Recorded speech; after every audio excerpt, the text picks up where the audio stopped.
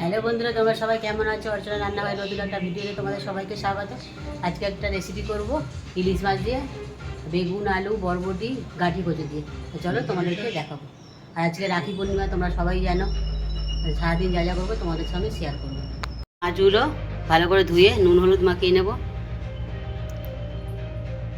আর এই যে দেখো, সবজিগুলো কেটে নিয়েছি: বেগুন, আলু, বরবটি, গাঁঠি কচু। চলো তরকারিটা এখন বসাবো। তেল গরম হয়ে গেছে, মাছগুলো আমি দিয়ে দেবো।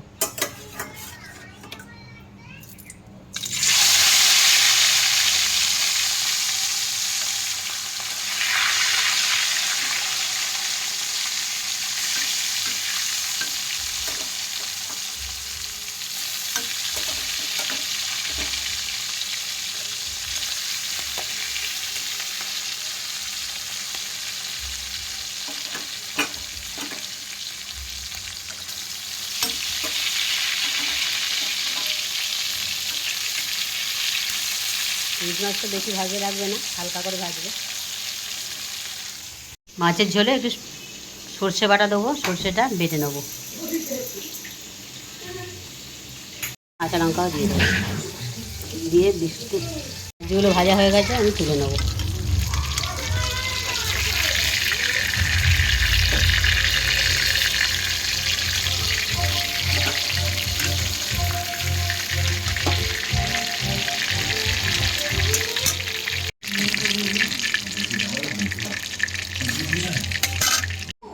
ফোড়নে দিয়ে দেবো কালো জিরে আর শুকনো লঙ্কা। হয়ে গেছে, দিয়ে দিচ্ছি কেটে রাখা আলুটা।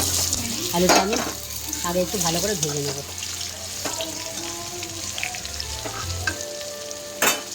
এর উপরে একটু হলুদ গুঁড়ো দিয়ে দিচ্ছি।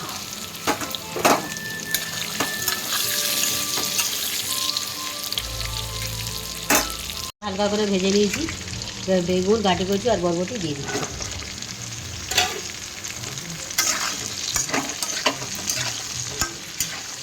এই সবজিগুলো ভালো করে ভেজে নেব।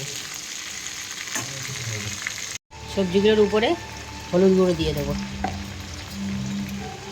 আর একটু নুন দিয়ে দেবো।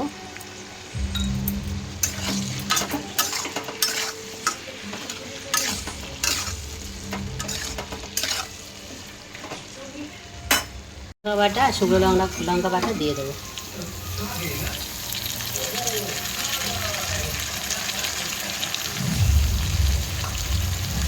সেগুলো ভালো করে নেড়ে চেড়ে নেবো।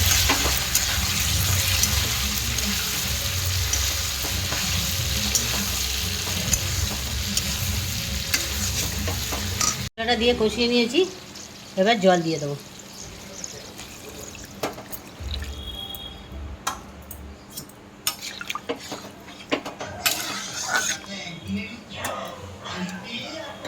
আগে তো 1 চামচ নুন দিয়েছিলাম, আবার 1 চামচ এখন দিয়ে দিচ্ছি।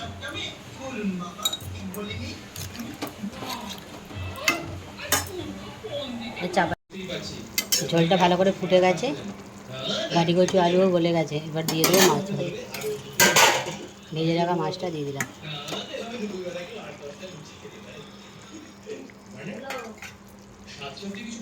ওপর থেকে সর্ষে বাটাটা দিয়ে দিচ্ছি।